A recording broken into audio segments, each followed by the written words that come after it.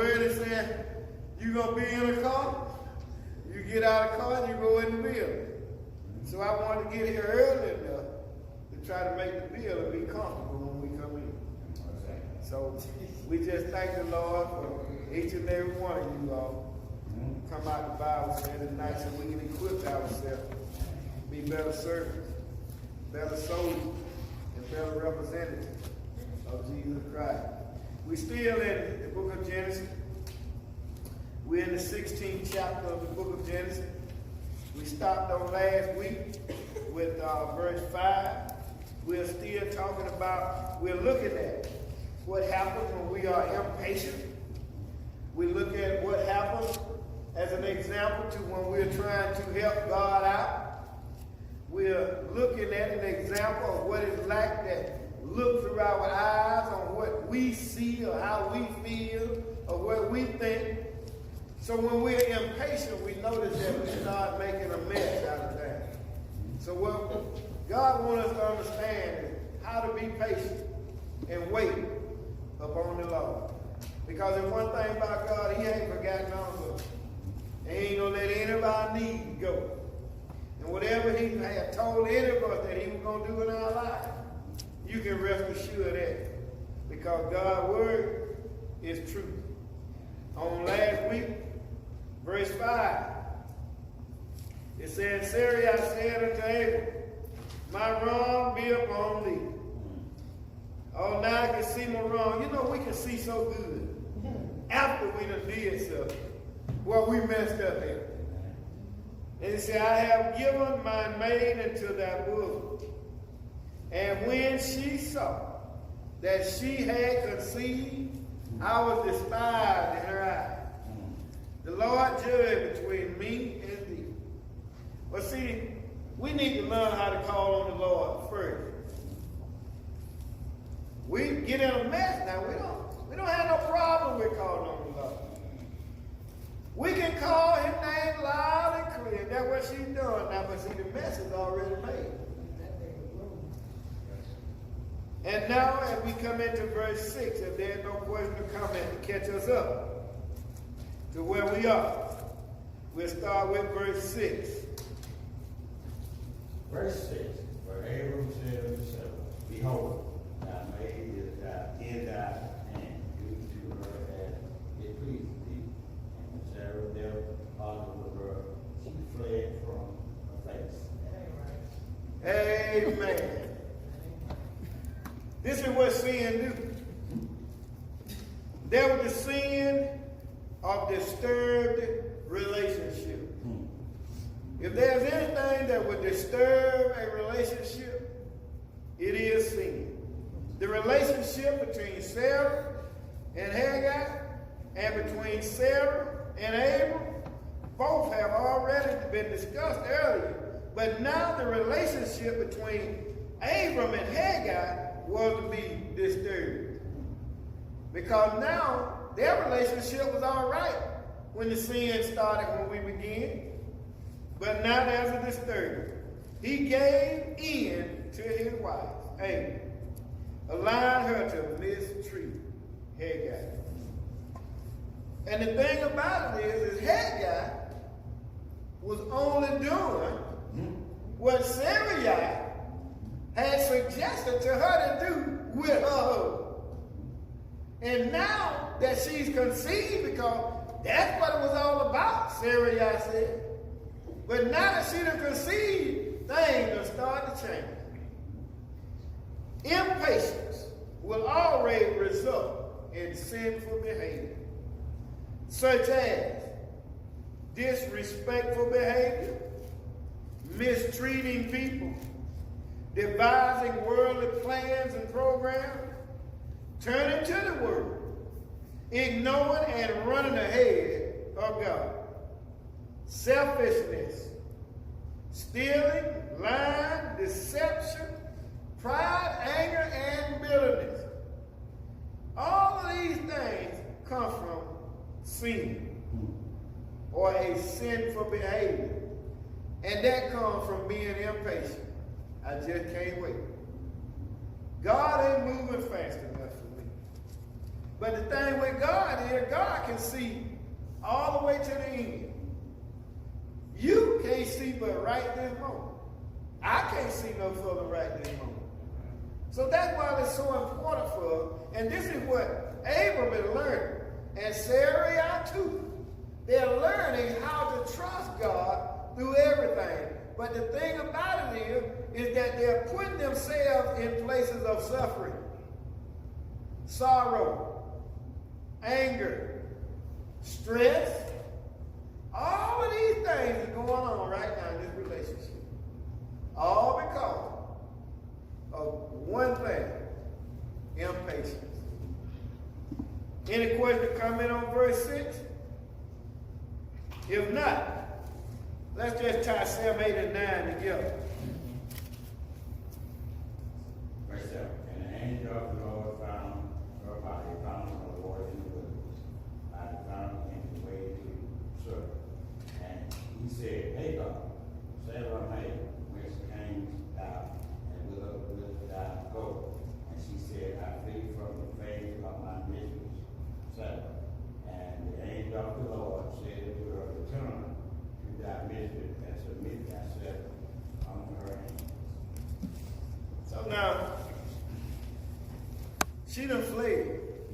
In other words, how we say it? I ain't got to take this. I can go somewhere. I'm an Egyptian. And I can go back to Egypt. But you see, it wasn't in the will of the Lord. Now, when we look at this, you know, the solution or answer to impatience, a confirmation with God. Anytime you are impatient, that's what we need, a confirmation from God. Because, see, we'll mess up without confirmation. When we act impatiently, we usually mistreat some other person.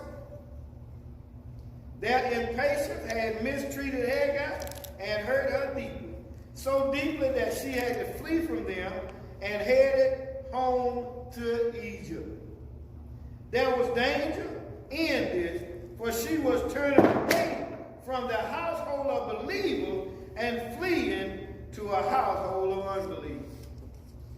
She was fleeing from the hope of the promised land back into the world. She was fleeing from God's will for her life and taking her life into her own hands. Note that God knew exactly where Hagar, or what was wrong with Hagar. He knew about the mistreatment. He knew that she was being mistreated and had fled from Sarah. God knew that she was hurting, that her heart was broken and full of pain. Why then should God messenger, angel means messenger, ask Hagar where she had come from and where she was going, to arouse conviction within her heart. She needed to sense her wrong in the affair before she would do God's will. Return to Abram and Sarah and to the household of faith. God always knows where we are when we have been mistreated. He knows when we are hurt and full of pain, when we need to hear from God, to hear God's word. This is why it's so important when we're going through some stuff. The last thing we need to run from is the word of God. When you're going through some stuff, if it's anything, you need to be running to the word, or where you know you can find the word. And remember, the word is truth. And that's what you're looking for. Search our own hearts to see what the wrong that we've done, or repent for our own wrong. Because we take the example of somebody else and we put it into our own life, because every one of us are in the same situation. Why? Because we're flesh. Her flesh, their flesh is no different from our flesh. And we have to get up and do exactly what God said to do. Now I want us to look. It says, remember what angel means. Angel means messenger. So the angel was the messenger of God. Well, when we say the messenger of God, This angel was a part of the Godhead. The same angel that stayed to talk with Abram before he destroyed Solomon and Gomorrah. We hadn't got there yet. Oh no, we passed by that. But anyway, the angel of the Lord. The angel of the Lord is a part of the Godhead. The angel of the Lord that appeared in the Old Testament and with several places that he appeared is the incarnated Jesus Christ. He is the second on the Godhead. He is the ultimate messenger of God, Jesus Christ. Well, how can we be sure? They talks about him in the Old Testament. You will not find the angel of God in the New Testament. And the reason you don't find the angel of God in the New Testament, because Jesus is him. He's the messenger. He is the ultimate messenger of God. He's the one that came to bring the message to man. He is the way. Repent and accept him. But remember right now, we're looking forward. He hadn't got here yet. This is why we'll find him now. The supreme messenger of God is his own son, Jesus Christ. John 1:1. Hebrew 1:1-3. It's not mentioned in the New Testament because he came to pay the price. He brought the ultimate message. Is there any other question or comment? Yeah. You saying like Sarah was hurting, she was all this and that, like, I mean, like Hagar was hurting and, you know, all this she was going through, but I mean, she brought this on herself. I mean, like, she not really brought it on herself, but I mean, when she went to hating, despise hating Sarah, her mistress, like, you know, and then like what she dealt with her harshly, but what you call harshly, like, you know, beating her up, or like, you know, what can she have did for her? Harshly don't have to be physical. I mean, that was the same thing she did to her when she was despising her, like looking at her in a kind of way, like, I mean, once you like somebody give you like, okay, say somebody you working on a job, somebody, then okay, they show you how to do their job, and then you done got so big to where you won't need you okay, well, that ain't right for you to. Oh, you done got so big now to the person that taught you, you ain't got nothing, you ain't got no respect for. And then, like, she ran because, I mean, however harshly she dealt with her, she dealt with her. And because, I mean, Abram, when she said, let God judge between me and thee, I mean, Abram like, no, don't put this on me now. Like, and then, like, he said, you deal with that's your maid. And so she dealt with her how she seen fit. And well, you looking at me like I'm check you. And then she ran, and I mean, well, like, it could have been something else could have happened to her, when she ran, out in the wilderness and going to church, like, she could have not, she could have got killed or anything could have happened. Somebody could have, beast or something anything could have happened to her. But the Lord came to her and told her to go back to where you was at. Because you weren't there just like us going out in the darkness, and you going out in the darkness, you need to go back to, where you was at. Because, I mean, I guess she wasn't ready. I guess the Lord wasn't ready for her to leave then, because, eventually she did. But at that time, but that was after the promised seed was up, that. But, I mean, it's like, what I'm saying, like, I mean, I don't feel, I mean, I feel like, I mean, I'm saying, like, how I'm seeing it. They're like, she went despising her, she went to hating her mistress, and then, it's just like I tell them I told them to do something, and then they don't do it, and they're going to get a whipping. Or whatever I have to do, to make them straighten up. And then if they feel like they want to go off and do something else, then, when they gone, they gone. But when they, like you say, bring them up, then they come back. And be there to accept them, but it's gonna still be the same thing.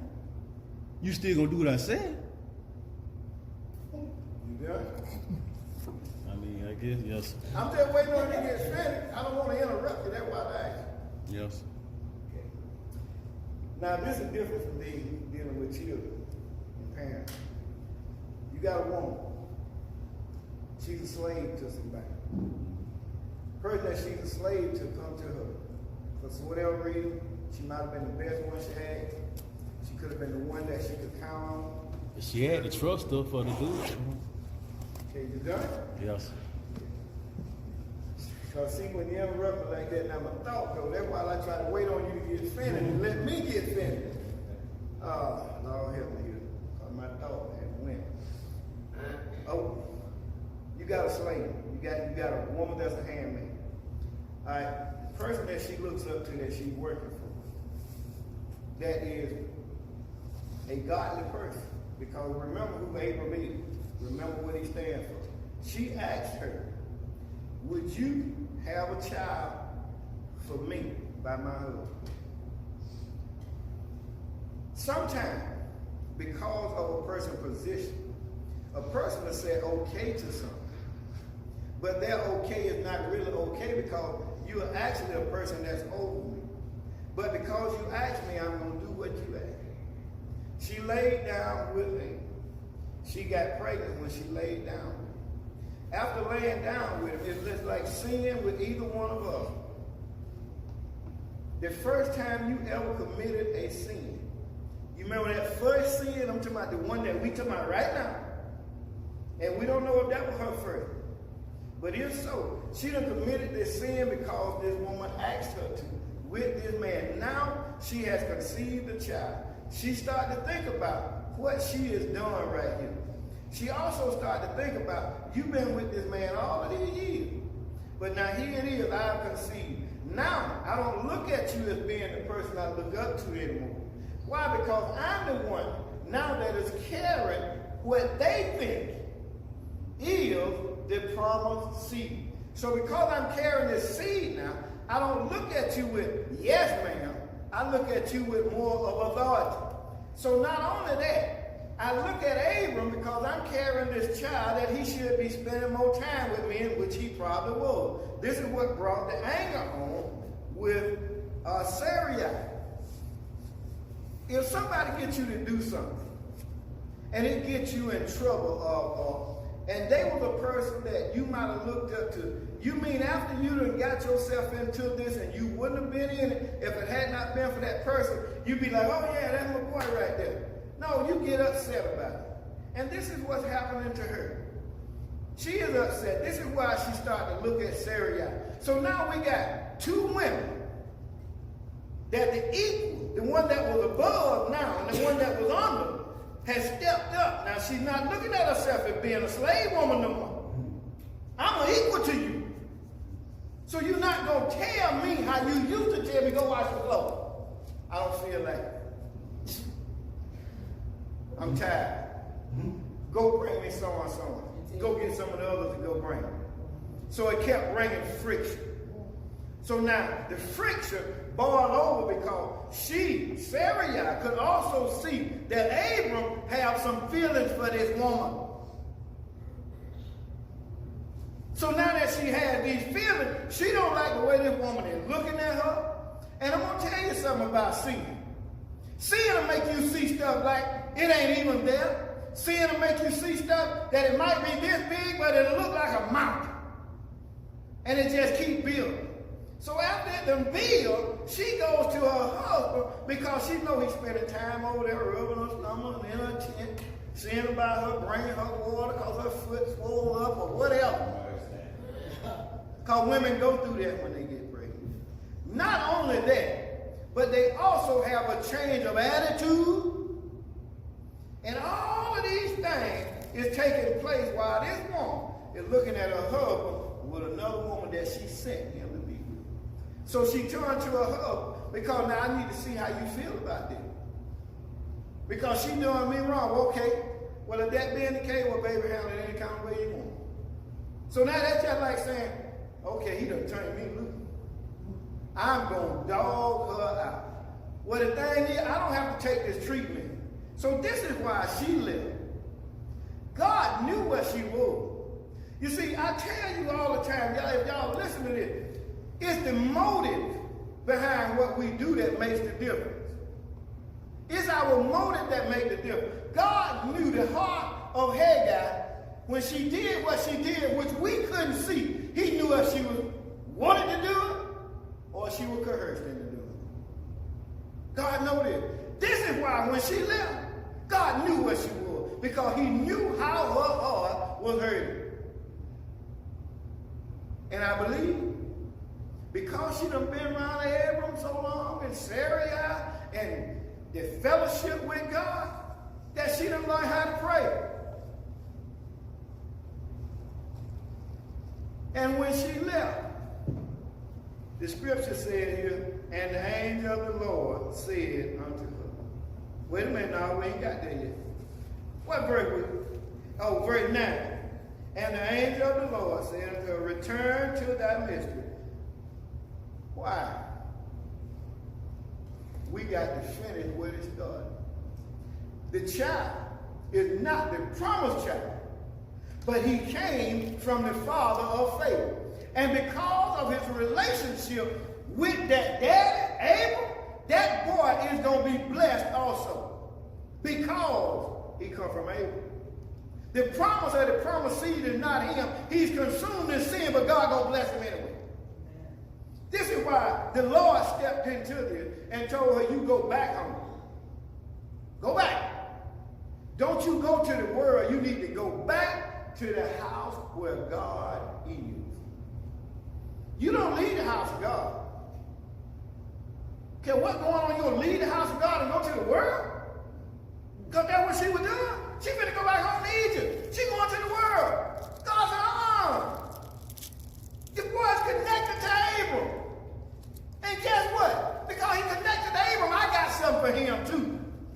And as we get through here, you're going to see he is blessed mightily. But he's still not the promised seed. But he is the oldest seed. Go ahead. Okay, but I mean, but at that time, the boy, I ain't never know Abram. That he wasn't born yet. No, he ain't born yet. What that got to do with it? I mean, it's certain time like the Lord do stuff like, you know what I mean? You know what? God knew who Ishmael was before he was born. That's why he told her what the name is. So now, Ishmael, every descendant of Ishmael, from before he was born, God already knew it. Even the one that fighting over there right now, God knows every one of them. And he knew them back here. That's what I'm saying. Like, Ishmael didn't know Abram. I mean, if she would have went then, Ishmael would have never known Abram. What it got? You missing the point of what God is doing here. See, what you're trying to do is put something together in your head, and you're getting away from what the scripture is showing us. The scripture is showing us how sin and impatience get us in trouble. And what you're trying to see is why she didn't go back home, and Ishmael would have never known his dad. That wasn't God's plan. Matter of fact, it ain't God's plan for no child not to know who their dad is. That ain't his plan. He want every child to know where he come from. That's why he wanted a husband and a wife, because he want the children to know who their dad is and know who their parents is. So it ain't about if Ishmael know him or not. And remember now, if we get further down the line, you see Ishmael he's going to be, blessed, and he's going to have to go on. And God said he's going to continue to bless. And he's still blessing his offspring today. He ain't changed his mind. But that right here is how sin, being impatient, brings sin. Sin brings problems. And that's what God wants us to see. Any other question or comment? I guess that's why he probably changed her mind from going back into sin, because she was going back to eat. Right. And God said that me, we're trying to keep her up under his protection. Until that time for her to leave because of this boy. Different things like he had that connection.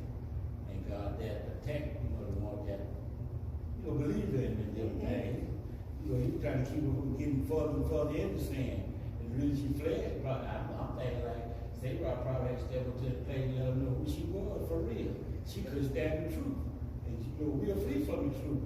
And then Pastor God around and say, now you gone back. So, hey, this thing ain't straightened out yet. I can't do it, you leave it like that. Sister Tara? Oh, I was gonna say God did because she was innocent in it all. Amen. This woman was just minding her business, doing what a slave does. You know, doing your duties, and you know, you have a relationship with your mistress, and you know, just living life. So I really feel bad for her. You know, a lot of people look down on her, but she was the only innocent one in this. Abram and Ishmael, he was innocent too. But it's just sad how I could understand how she would feel getting dogged out and want to go back to where you come from. Because obviously it's like love gone here. So I'm glad God came to her. And like you said, she had to have a relationship to not be scared of that angel or, you know, disregard it. She was obedient no matter how she was feeling. And went back to this woman that dogged you out by something you was asking. Talking about the woman that you hated, right? I hate you now because you put a baby in me that I didn't want in me, like your husband. I don't know, where's that word that what you just called? Despise. They hate. That what despise is? Is that what it means?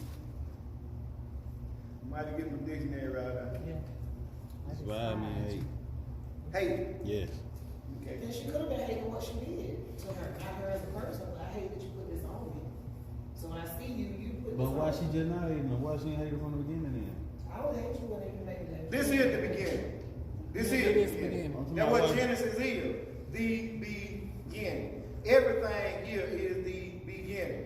We can look back and we can see, I got you, we can see all the fault of Haggai. We can see all the fault of Sarai. We can see all the fault of Abram. That's exactly what God wants us to do.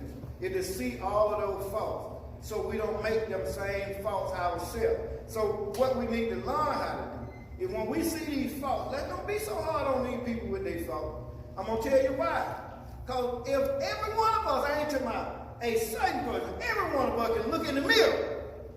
If you look in the mirror and be honest with yourself, you will find out that you have been just as bad or worse than either one of these three. God wants to learn from the impatient. He wants to learn what sin do. And then we learn from it and we don't make those mistakes. But every one of us are guilty. When we talk about hate, we just said it. Now we just said to somebody, I hate you. But now we're going to talk about this woman. Oh, she hate. We done said it. We are guilty. We are guilty. We are growing and learning how not to be just like this and make these mistakes. Come on, Sister Thompson. Okay, learning from the... You know I can't hear good. You're going to go all the way to the last learning from the disobedience and the impatience that they had because they couldn't wait. When you were saying we don't know if she was coerced into this, maybe after she went through the period of, you know, carrying the child, how much she started despite it. She hadn't carried how much yet. She's pregnant. Well, still pregnant, I'm saying, like, maybe that could have caused despite it not like when she first It's started. so many things that can cause a person to despise someone if they have caused them to do something that they actually didn't want to do. Even though they said yes. Even though they said yes. This is why that CEO of Verizon lost his job of a what they call consensual sexual affair between two adults. But he lost his job because he was the CEO. They said even though she said yes, even though it was consensual, but yet and still he had such authority over her, she could have still thought two things. By going to bed with him, I can move up on my job. Or by going to bed with him, I keep my job. But he had authority over her. So that's why he lost his job, although both of them said, hey, we good with this.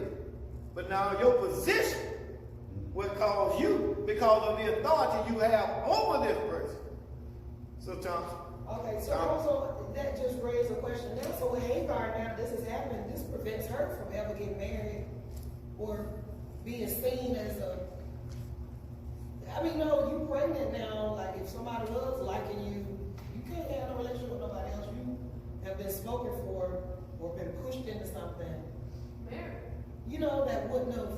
She could have had. I mean, I didn't say she had a friend, but I'm just saying you just took her own life. Right? Let me help you a little bit. First of all, God is not a God of belief. God never said for no man to have two wives. She became his wife from the man's law. A tradition that they had at that time, in that culture. But Jesus was asking that question about marriage, remember? And Moses was given a written divorce. And they was trying to trick him. He said, it had never been the Father's will for divorce. He said, but because of the hardness of your heart, Moses gave written divorce. The reason Moses gave written divorce, between a written divorce, there's a time span. He thought that if he would give them an opportunity, they might work it out and not get the divorce.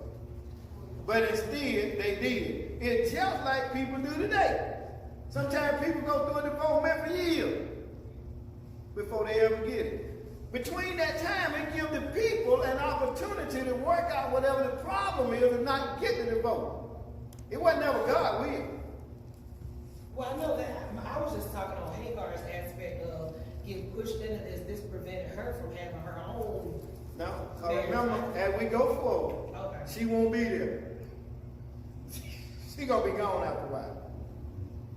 So when she leaves, she'll be able, if she want a husband, she'll be able to get it. But ain't you tanked in them days? You can't have no, never been married, just have a son.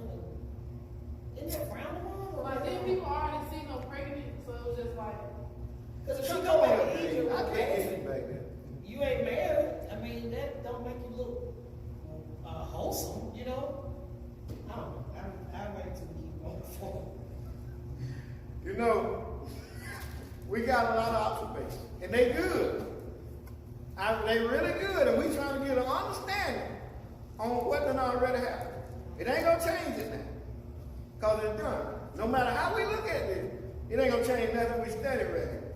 But what God is showing us, it seems to be we missing this, cause we trying to figure out why she hanging up, why they. I mean, she might not be able to get married, or now she got a child, but we missing the point of sin is what's causing these problems, and it's impatience is what caused them to do the sin, and now that the sin has been done, it's causing conflict and problems. And what God wants us to see is how when we do sin, being impatient, it always causes problems. Now, what we could do is look at now, our sin, and try to make sure that our sin, don't try not to do them, don't cause problems because we have been impatient from waiting on God for something that we want him to do, but he ain't doing it fast enough. That's what God wants us to see. But can she get married again, or did she? The anger, the hatred. We walk in this every day. This is what we're trying to get away from. So that's why we want to learn from the beginning on how not to be in the end doing the same thing.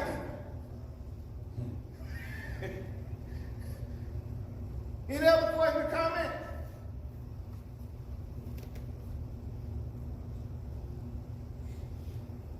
If there's no other question or comment, we'll go to the neighbor. Let's tie 10, 11, 12 together. And verse 10. And the angel of the Lord said to her, I will multiply. Oh, stop right there. I need to ask a question. Sister Tommy, Brother Forte, why his angel said that he gonna multiply her seed exceeding. Because she was innocent. But what I'm trying to get you to see is, even though she was the innocent one, even though Ishmael is also innocent, Abram and Sarah has caused her to sin. But God said, I'm still gonna bless you. You go back. In other words, you go back to God. Don't you go there to the world. And because you're obedient to me and go back, I'm gonna bless you. Yep. I just wanted you to stop for a minute and see this. So you see, even though the hatred or the child couldn't get married, God said, I'm gonna bless you. Wait till you get through with these. Go ahead, Lee. When the spite still gonna be there when she get back? Huh? No, I'm saying like when she still gonna be spiteful like when she got back. This is what we not supposed to be when we become saved. The same hatred and spiteful person we used to be, we're supposed to have a different attitude. She's having an encounter with God. And you're going to have an encounter with God and leave him and be the same old person, still full of hatred, still raising hate, still disobedient. What you talking about then? I'm talking about her too. Sarah. Okay. I ain't know Sarah got. What did you ask? I'm saying when she go back, ain't there still gonna be some tension about like what's going on with his son? Now that she ain't doing what she was, now that she ain't disrespecting how she was. Do you believe that God have the power? That if he tell you to do something, he's already provided a way for it to be done? Why would God tell you to do something if he's not going to provide what's needed for it to be done? See, our thing is that we always want to question why instead of being obedient to what he said. This is what Hagar is doing. See, God going to deal with Sarah. Just like he's dealing with Hagar right now, God the one going to take care of Sarah. So when God tell you to do something, you ain't got to worry about who it is you got to meet. God already done fixed that. He wouldn't tell you to do something he ain't in control of. And God is in control of everything. Go on, Lee. It seems like Hagar got a promotion because now she come from a servant to being a mother. We finna talk about it. Okay. It's just you were just looking at that. Yeah, right. You know what I was trying to say. Wait a minute, hold on. You said that's what you were trying to say. Yeah, that's what I was trying to say. Like she hated her instead of like feeling like, you know, that was a privilege. If you feel having the promised seed, you feel like you having the promised seed. That shouldn't be no feel like privilege to you. Oh, it is. Yeah. I didn't understand what you were saying. That's what I'm saying. Like, and then for you to hate somebody that gave you that privilege, if you feel like you didn't want to do it or however, you did it, now all of a sudden you hate the person that allowed you to have this privilege. And you want to run because they deal with you however they feel like they want to deal with you. And so, if God got other plan for you, he would have let her went on then, like how he let her went on when he told her when Sarah said she got to leave. Cause I don't want her to share her son ain't finna share nothing with my son. He would have let her. He would have called her back then. But it was something she had to go through. I guess it was just something she had to go through for the Lord to come to an end and say, well, you need to go back. Cause he ain't when Sarah had the promise seed, then she said she ain't finna share nothing with my seed, and she let her left. God ain't go to an end and would like go back. He went to her and said, lift up your eyes, and like, you know, because she thought she was going to die at the time. With a boy going to die. You up at 19 chapter 9. 18? Because you're talking about Syria. I'm just referring this to what we're saying now. He told her to go back now, but I know later on. Okay, you do understand what you're talking about. What we're talking about right now, she's pregnant. And what you're talking about, the boy was 13 years old. That's what I'm saying. So I mean, But you talking about a 13-year gap here, man. You trying to take this 13-year gap and pile it up right here while she's pregnant. How many No, times I'm a just person can saying. learn in 13 years? that's what I'm saying. That's what I'm saying. Like that was the whole reason why God told her to go back, because it was something she had to learn. If Abram had to, or if Ishmael had to learn something from his dad, because he would have let her went then, and she wouldn't have learned. He wouldn't have never known Abram. I agree with that. That's the Yeah, purpose of going back. We keep saying he's sending her back to the house of God. She was leaving the house of God to go to the world. That's what I was saying the first time. I misunderstood. I'm sorry. I just misunderstood everything you said. I apologize for that. Maybe I just didn't hear you clearly and get it right. So I apologize. Any other comment before we go on? All right, then start back over.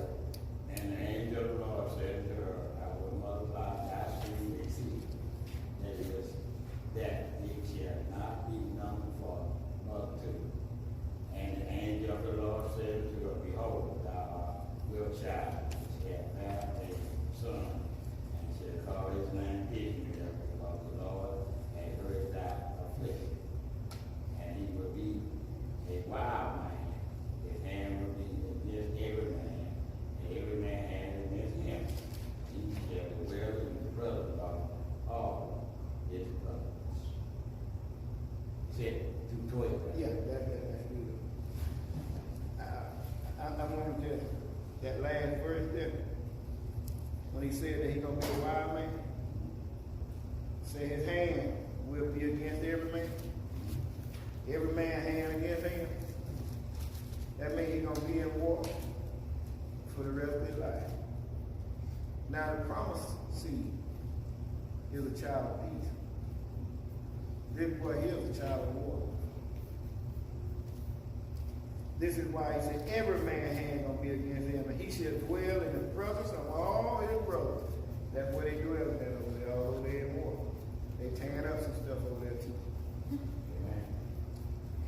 So receiving the promise of God, God set out to comfort and assure Hagar the mistreatment, how he met her need by the promise of his word, by giving her several great promises. Hagar was to have a very special heritage. Her descendant would be too number to count. Hagar was to be assured that God would always hear her and meet her needs. She was then pregnant with a son, and she was to name him Ishmael. Note that God himself named this child Ishmael. Ishmael means God hears. God was assuring Hagar and her descendant that he would always be available to hear their cry of distress and meet their need if they would only call upon him, the only true and living God. Hagar's son Ishmael was to have a very special nature. Ishmael was to be the first heir. All heirs have descendants from him. God is here predicting Ishmael's nature, and by such nature of his seed, the heir is also predicted. Ishmael was to be like a wild donkey, that is independent, obstinate, determined, stubborn, dogged, unyielding, headstrong, and self-willed. Ishmael's hand was to be against everyone and everyone's hand against him. He was to be violently aggressive, constantly at odds with other people and nations.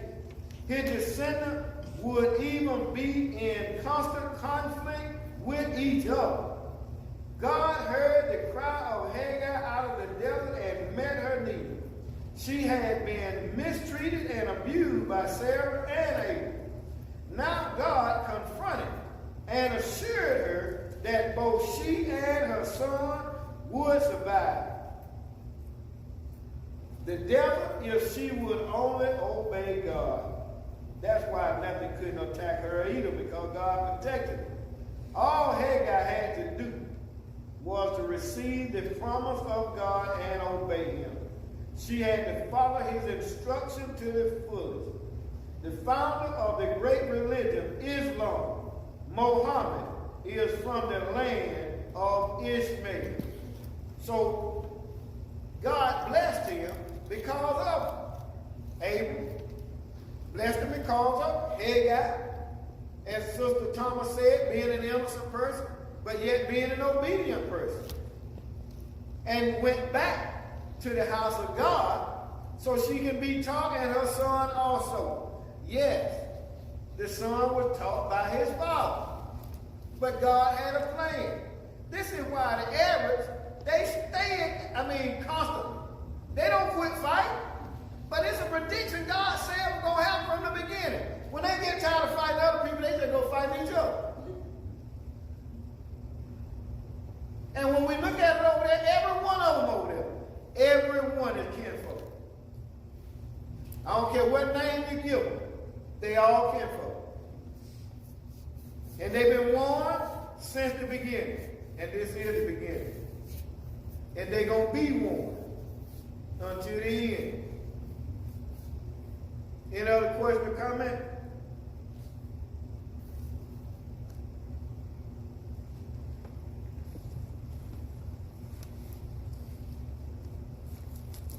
If not, let's read 13.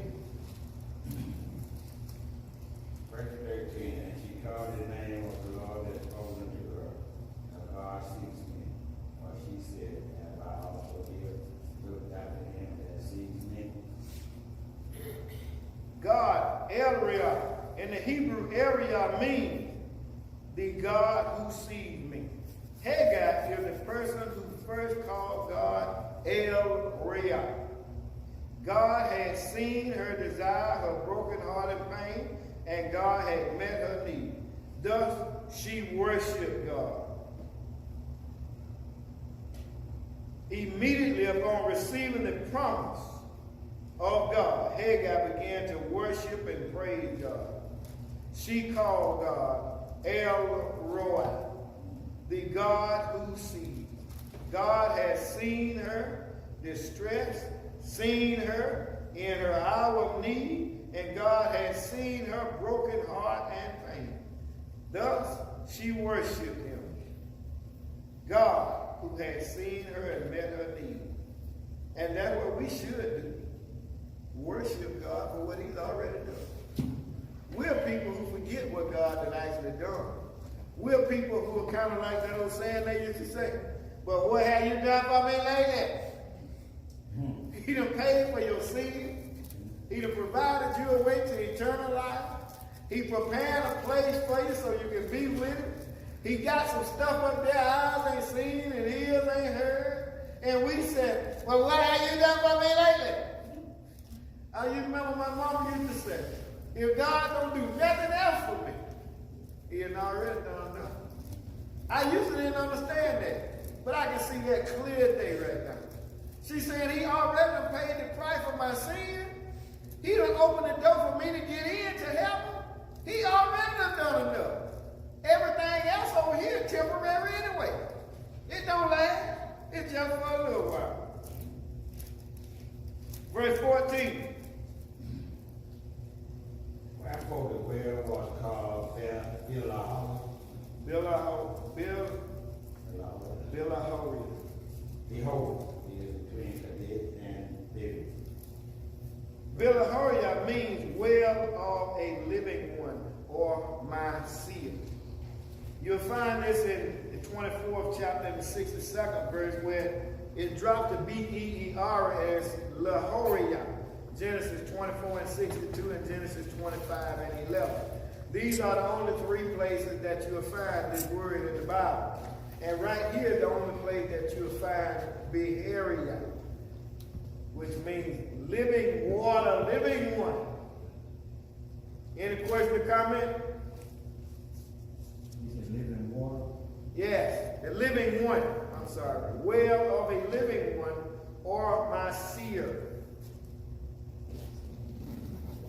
I believe that's going to be under the strong concordance of Hebrew 855, I think, if I make no mistake.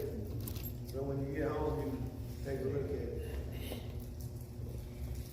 Any other question, comment? If not, let's just go and finish out. And he got back, Abraham called his son name, which they got back Ishmael. Abraham was 46 years old, and they got back Ishmael. So, she pregnant, she had a baby. The Bible tells us exactly his age when Ishmael is born. Right here, Abram is 86 years old. We know that it takes 9 months to carry a child. When he was conceived, he was 85 years old, as we talked about at the beginning of the chapter. We'll find that when we get ready to start in the next chapter, there's going to be some time to pass by. So we're going to be between chapter 16 and chapter 17, we're going to have at least a 13-year gap in there, because Abram then is going to be 99 years old. But he's going to be born in a relationship with that son that we're talking about. Because he's going to be the one that's been teaching him how to hunt, how to do so many things that fathers do. And then he's going to have a strong relationship with him.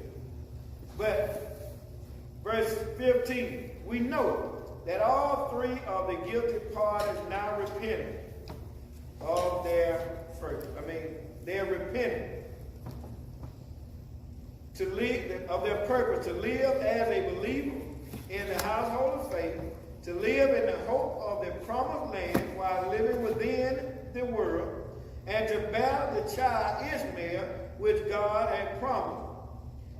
Abram and Sarah both obeyed God. They received Hagar back when she returned, just as God had instructed.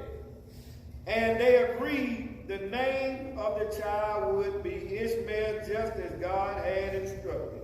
If we are being impatient and ran ahead of God, if we have devised human plans and substituted worldly methods for God's will, acting, reacting, mistreating, and hurting others, we must do two things. We must go before God to confront him and repent of our wrong we have done, and we must obey God by being patient and waiting upon him. Anytime God tells you to do something, it don't worry about the other person, because he wouldn't tell you to do it if he hadn't worked this out. You see, between the time that Hagar was gone, and as Brother Forte was saying, she could have got ate up by some animals. She could have been killed. Abram had been probably telling his wife, the baby, that she could get killed, the baby get ate up, she get ate up, now I won't have no child at all. Now Abram and Sarah was probably thinking about, oh Lord, because when you got God on the inside, he'll start convicting you in your mind because of your conscience. Lord, forgive me, I did mistreat this woman. And when they saw her coming, they was like, oh, thank you, Lord. She didn't look for hatred. All that stuff was gone.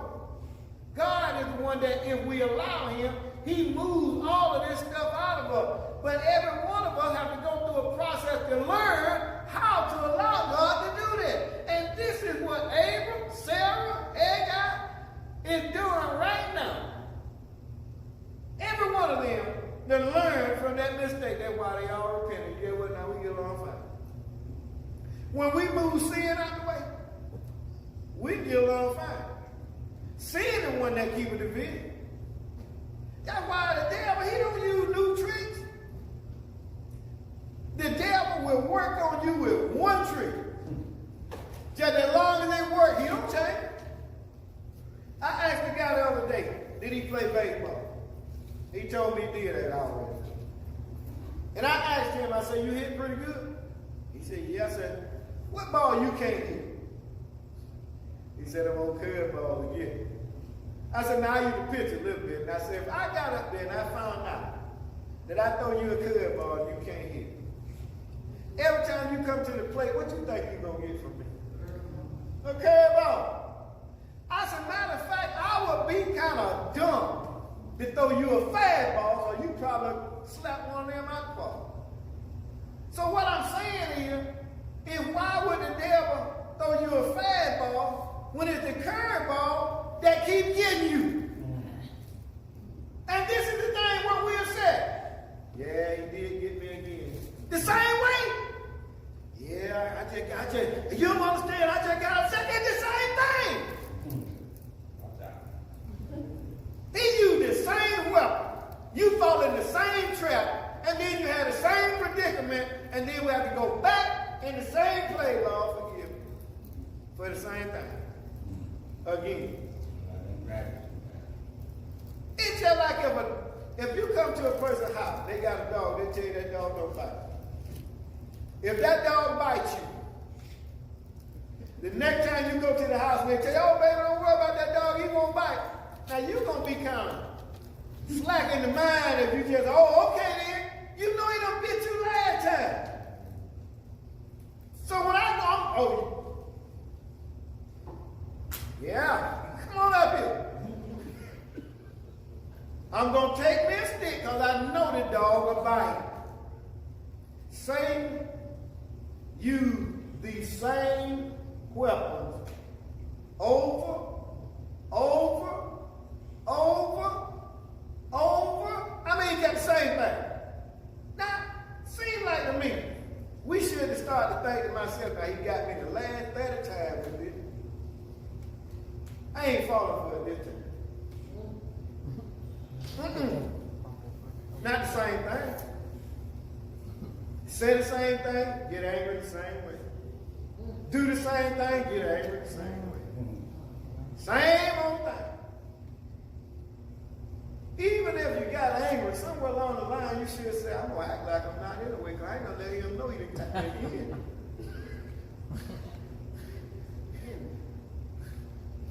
I guess this just don't make no sense what I'm saying.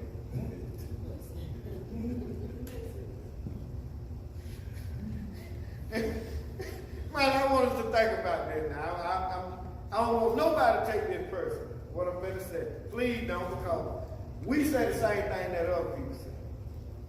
But now he got me with it one time. He got me with it 10 times. He got me with it 20 times. And then I said, see, I just ain't got there yet. What?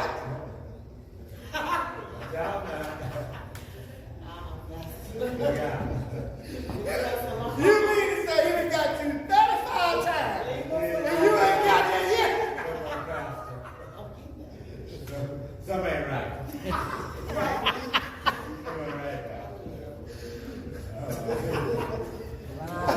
It's just something to think about anyway.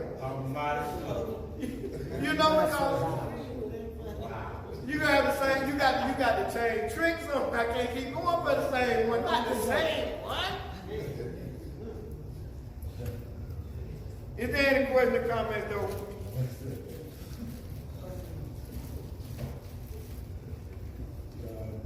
That would have been like Haggai went back and the next verse said, Sarah treated her so bad she had to leave that week. You ain't learned nothing. Again. And here it is, God cast Haggai out there in the woods. I got the devil. So, Haggai, what you doing back out here? Lord, see, she started the same old stuff. Haggai, didn't I tell you to go back? It's too hard back there, Lord. I just can't take it. Okay, so you want to go back to the world, and you know where the world gonna lead you. I thought this purpose was we trying to stay out of hell, right? Well, if we want to stay out of hell, we're gonna have to be obedient, and we got to stop letting that old fellow, old Satan, our adversary, that old devil, our enemy, not the same tree. Come on now, devil, you got to go get a new one. There's no way going on. You might have got it 35 times, but it will not be 36.